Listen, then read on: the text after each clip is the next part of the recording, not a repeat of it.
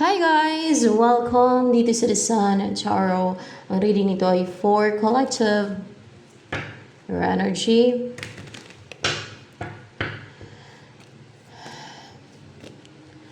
I need someone is the hardest thing to do.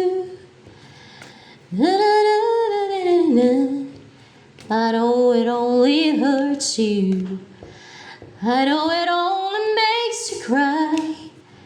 I'm not the one you needed. I love you. Goodbye.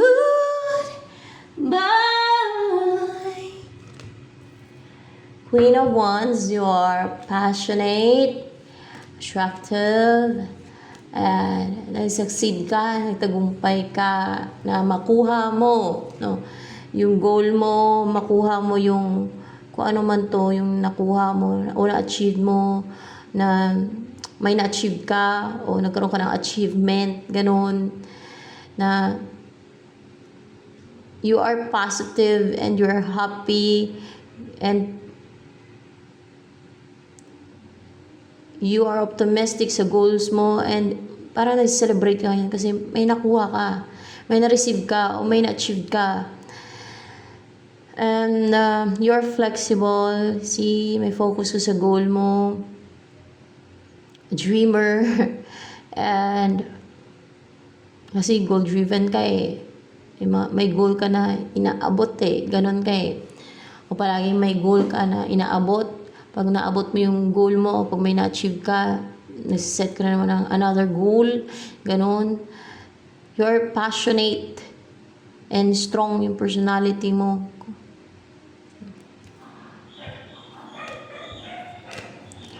I'm not the one you needed. I love you. Goodbye. I need someone. It's the hardest thing to do. I know it only hurts you. I know it only makes you cry. I'm not the one you needed. I love you. Goodbye.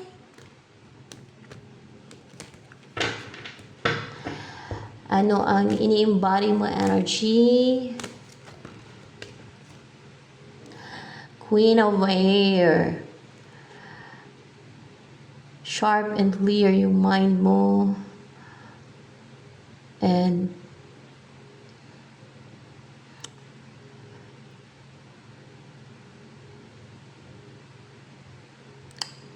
you are intuitive. Si color na intuition to. And may owl pa dito. Madali mong makita eh. Yung reality, yung katotohanan. Yung hindi nakikita na iba, madali mo lang makita yan eh. Para bang x-ray yung mata mo, parang ganun. Nakikita mo yung mga hidden na hindi nakikita ng iba. Yung na-obserba mo yung mga hindi na-obserba ng iba. Klarong-klaro sa'yo, yung para sa iba ay wala silang makita. Like yung mga deceit and scheme ng iba. Like yung mga hinahide ng iba. Like yung mga behind the mask ng iba. Personality nila. Mga ganun ba? Pero hindi ka na stagnant ngayon. Ikaw na ang driver ng buhay mo. You are going after for what you want. You are going to be successful. Kung meron ka nang na-achieve o nag-succeed ka na, magsasucceed ka pa na magsasucceed. Magsasucceed ka, it's a sign of success. No? Na hindi ka na mapipigilan. You will be determined and driven towards your goal. To pursue your goal, ano ba yan? Goal mo ba yan? Yung ipupursue mo? Goal mo ba yan? Yes, it's your goal na kung saan ka masaya. Kung saan ka tunay na happy, passionate ka, bold and daring ka, active, at mas lalo kang nagbo-blooming, na masaya ka, na ma-enjoy mo ang buhay mo. Yan.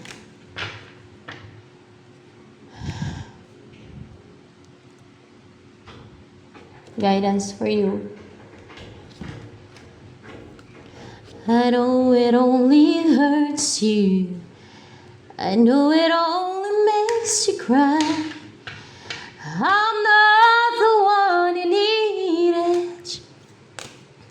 I love you. Goodbye. Flower power. Marriage. Spend time with flowers and flower essences to increase your personal healing power. Marriage. The fairies join you in celebrating wedded bliss. Okay, ikakasal ka o alam mo no, hindi na ikakasal ka o may nag-alok na sa'yo na ikasal na pakasalan ka o wala pa, ay basta ikakasal ka, no? Makipag-celebrate sa mga fairies daw. Or, kasi hindi naman fairies na nagagay dito. May fairy ba dito ngayon? May fairy ba? Wala. Angels na nandito. Yung mga nag-guide sa akin. Sa iba siguro, baka fairies yung nag-guide sa kanila. Kasi depende yun eh. Yung iba spirit yung nag-guide sa kanila. Yung iba, ewan ko lang kung ano nag-guide sa kanila. Depende kasi yan. Oh, sa kung sino nag-guide sa nagtatar reading. Yan. Basta dito wala fairies. Kaya angel. Angel yung makapag-celebrate sa inyong kasalan ng person. Sino ba yung mapapangasawa mo na ikakasal kayo? Sino ba yan? Ay, si Empress, napakaganda, napaka-attractive, good-looking. Nasa kanya ng lahat. Si Empress. Empress ang kanyang energy. Creative. Marriage material. Intuitive. Combination of 4 queens.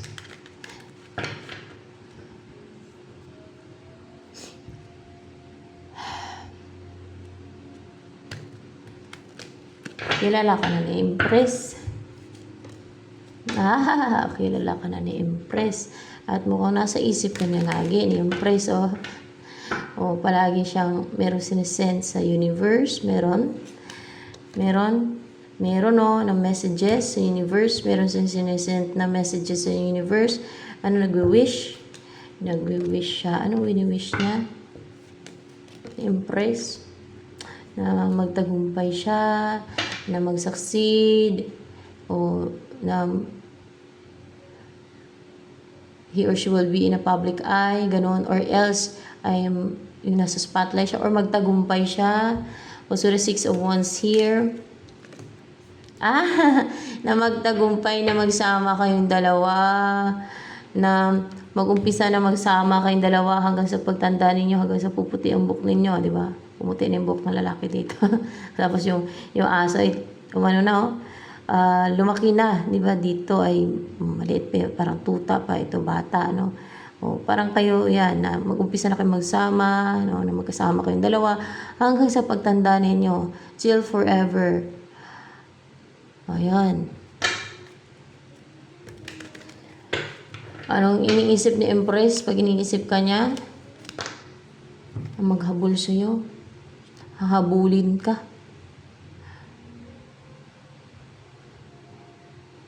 Ang mag-take ng action.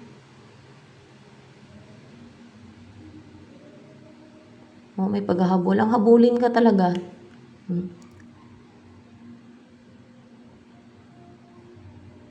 Huwag mo daw siya iwanan. Kahit anong tingin niya, iniwanan mo na siya ng gusto o kinalimutan mo na. Hindi naman, iniisip niya na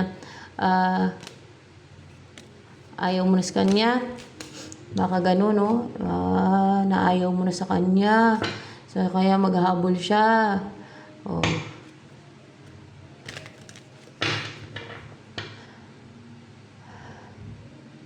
Kaya, habulin ka niya kahit ayaw mo na sa kanya. Kasi tingin niya ayaw mo na sa kanya o ayaw mo sa kanya. Ayaw mo na sa kanya. Mas kilala ka niyan. At yung mag-take talaga siya ng action, no? Magmadali siya kasi may horse speed, no? Na mag-take ng action, na maghabol sa'yo. nasisense siguro ayaw mo na sa kanya. Bakit ayaw mo sa kanya, ha? Ayaw mo sa kanya? Kung past first mo, ayaw mo na sa kanya? Hindi naman. Hindi naman sa ayaw mo sa kanya. O ayaw mo na sa kanya. Yun ang tingin niya, na ayaw mo sa kanya o ayaw mo sa kanya. Kung ang past version mo ayaw mo na sa kanya, yun ang tingin niya na ayaw mo na sa kanya. Pero kung hindi mo naman nakarelasyon na ayaw mo sa kanya, yun ang tingin niya na ayaw mo sa kanya. Yan.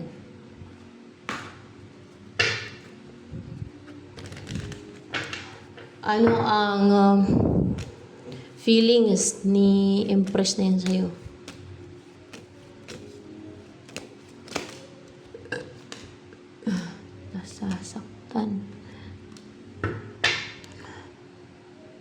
Nasasaktan to si Empress. Ace of Wands. Gusto niya dinidesire niya magkaroon ng rebirth sa inyong dalawa eh. New beginning. Ang mag-umpisa na talagang driven siya, no? Na porsigido siya, na talagang passionate siya, oh, parang apoy, passionate siya na mag-take na action sa'yo. May focus pati, nasa gitna ng ulo eh. Na mag-take na action sa'yo kasi gusto niya yung magkaroon ng transformation, a new beginning, rebirth sa inyong dalawa. Kasi gusto niya mag-umpisa na kayo magsama, na you will be together, you will live together. And then, bilang mag-partner, mag-tandem kayo, mag-partner, na kasama niyo isa't isa, na kapili niyo yung isa't isa. Ayan o.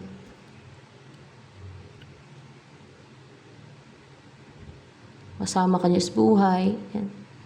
Parang aso itong tao na to. Yan. Yung ganyan kayong dalawa.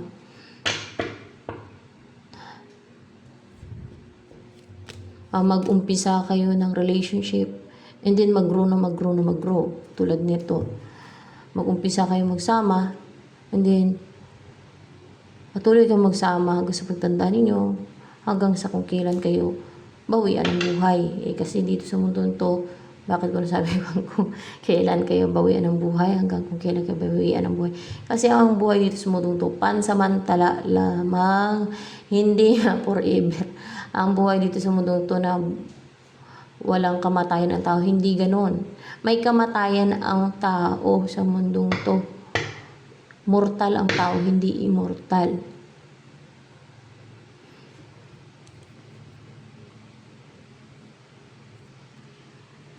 Wait lang.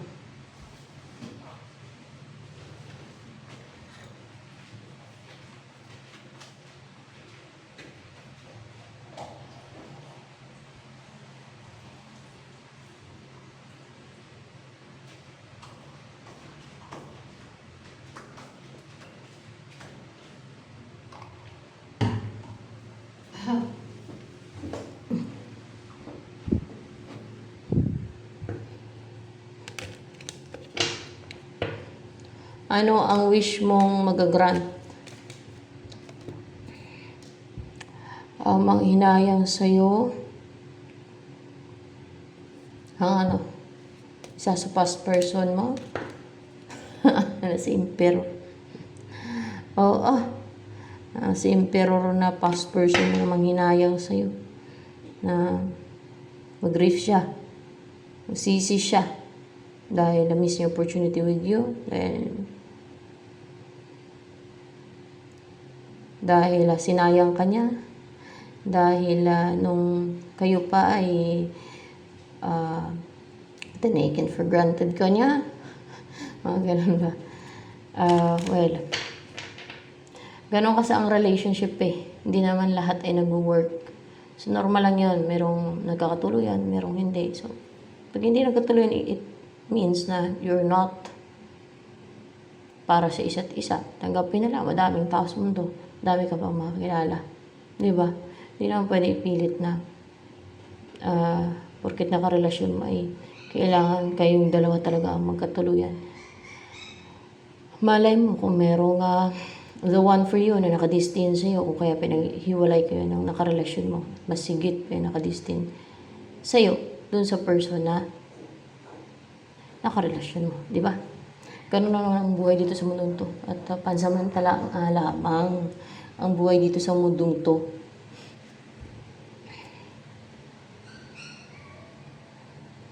At may mga pangyayari na kailangan mangyari, gustong hindi.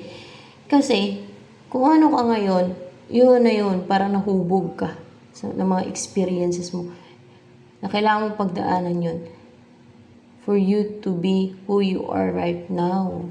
Yan.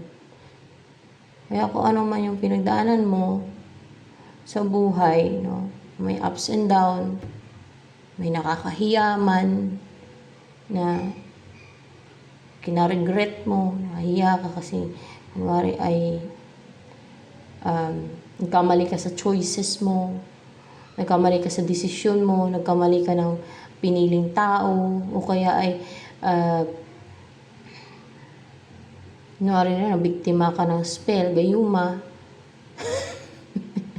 Hindi mo naman talaga gusto. Mga ganun ba? Biktima ka lang. Mga ganun ba? Ay hinayaan ng God yun, inalaw ng God yun na mangyari sa iyo yun. Yung mga ganon, no, sample ko lang yun, kung ano man yung pinagdaanan niyo sa buhay. May nakakayaman, o ganon ang buhay ng tao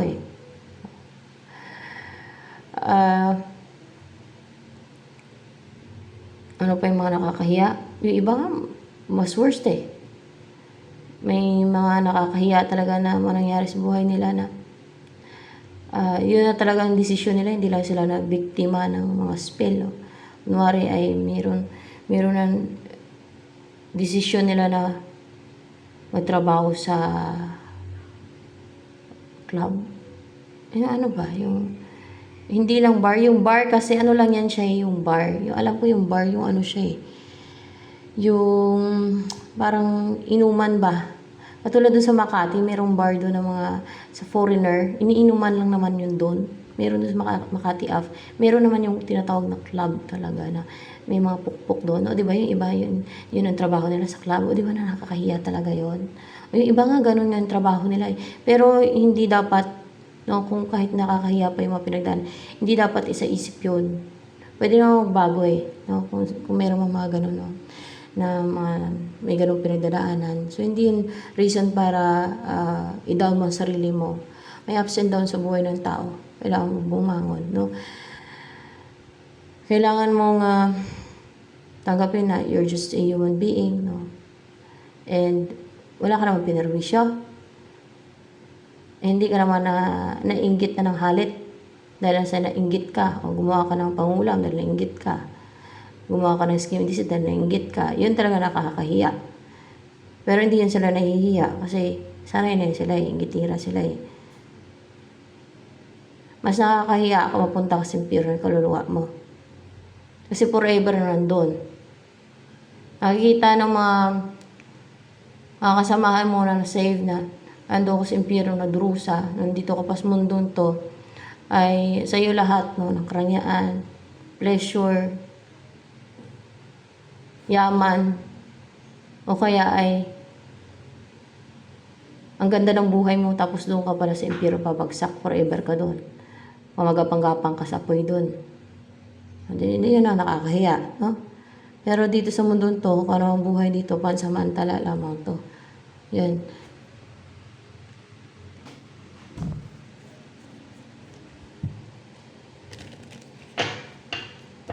So, ano pa ang darating sa'yo?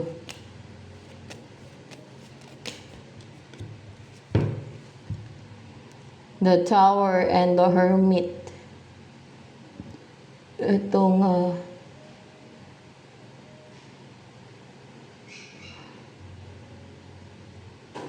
parang dinidestroy kasi may magbago dito sa buhay ng tao na to na in a hermit mode siya ngayon. Parang dinidestroy siya. Kaya, kasi may babaguhin yan sa kanya. May babaguhin sa kanya kung kaya dinidestroy siya ngayon. Hindi. May nandidestroy sa kanya. Mukhang, hindi, may nag-end sa kanya, may nag-end. May nag-end. No. Dinestroy siya. Yun, dinestroy nga siya. Hindi lang may nagdi-destroy, kundi dinestroy siya. There's destruction, dinestroy siya. Yun ang tamang term dyan. Dinestroy siya. Kaya, in a hermit mode siya ngayon. Bakit siya dinestroy? Yan na ba yung sinasabi mo, yung gusto mo manghinayang? Yung si hermit na yan. Ayan. Yan ang tao na yan. Dinestroy siya. Bakit siya dinestroy? Manghinayang daw to. Bakit siya dinestroy sa hermit na yan? May ginawa deceit. May ginawa siyang deceit sa'yo. Sa'yo. O sa fortune mo. Sa fortune mo. May ginawa siyang deceit sa'yo at sa fortune mo. Masama ang tao to siguro. Kaya dinestroy siya. Mas worse kung i-destroy yung soul niya doon sa impyerno. Huwag ko na tanongin kung impyerno siya. O may ginawa siyang deceit sa'yo at sa fortune mo. Nakarelasyon mo yan na may ginawa pang deceit at sa fortune mo. Bakit? O sa destiny mo. May ginawa deceit sa destiny mo. Hindi. Sa fortune mo. Pinahirapan kanya, parang pinadusa kanya financially. Hindi. Yung isip mo, pinaklouded niya. Naapektuhan yung fortune mo. Kasi, naapektuhan yung fortune mo kasi pinaklouded yung isip mo. Siyempre, pag clouded yung isip mo, hindi ka makaisip kung ano yung diskarte mo sa buhay, kung anong gagawin mo, kung anong pwede mong, like, negosyo, no? Palpak. May ginawa to spell. Baka spell. Hindi, may ginawa siya. May ginawa siya sa iyo na ritual para maging clouded. No. May ginawa siya na wishing. No. May ginawa siyang deceit. May ginawa siya na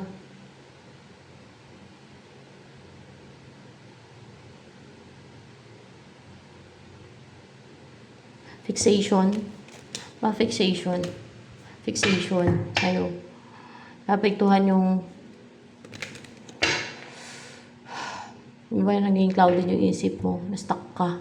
Ay, pag na-stuck ka, hindi ka magpursige sa buhay, di ba? Hindi ka kumikilos, parang na-confuse ka, nag-unsure, clouded yung isip mo. Yan, na-stuck ka eh. Kaya napektuhan yung fortune mo, pinagagawa niya. Fixation. Bakit ginawa niya yung fixation? Kasi confident ka, you're comfortable, nakita niya na masaya ka, nag-enjoy ka sa buhay, komportable ka, stable ka, secured ka, kahit wala siya sa buhay mo? No. Dahil nakita niyang ganito ka, na masiyahin ka. Ganun. No. See? Na masiyahin ka. Ayaw niya maging masaya ka. Kasi anong gusto niya? Masaya ka lang pagkasama siya. Ganon. O yes. Yun ang gusto niya. Maging masaya ka lang. O masaya ka lang pagkasama siya. Pag hindi mo siya kasama, pag hindi mo siya karelasyon, hindi ka maging masaya. Yun ang gusto niya. Di ba very selfish? This is someone na selfish. Parang hindi marunong magmahal to.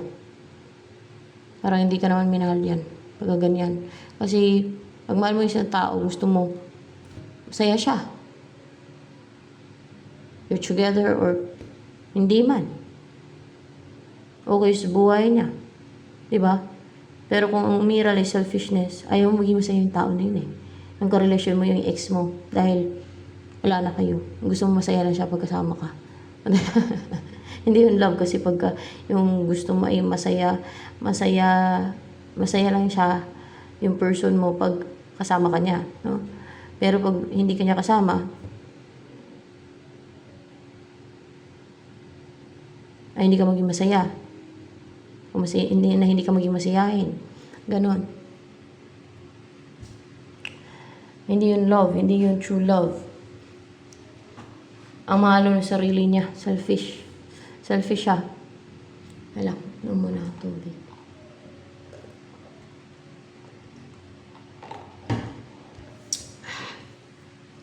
Kahit makaramdaman lang ng care, no? O awa sa'yo, wala eh.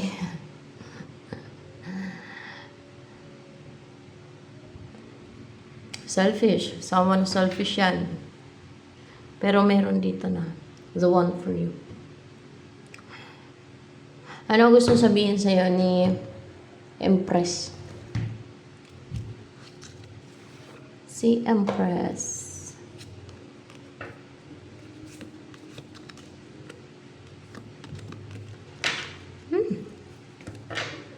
Ano gusto sabihin sa'yo si Empress na yan? I am afraid to contact you. Natakot daw siyang kontakin ka. Ano pang gusto sabihin sa'yo ni Empress? I'm starting to understand our connection. So, nagsisimula na maintindihan niya, manawahan yung connection niya. Na naiintindihan yung connection niya. Ano naman ang gusto sabihin sa'yo nito ni Emperor na to o nitong person na to na selfish. Selfish. You speak to me through music. Yun ang gusto niya sabihin sa'yo. So, ito na lamang for collective reading, guys.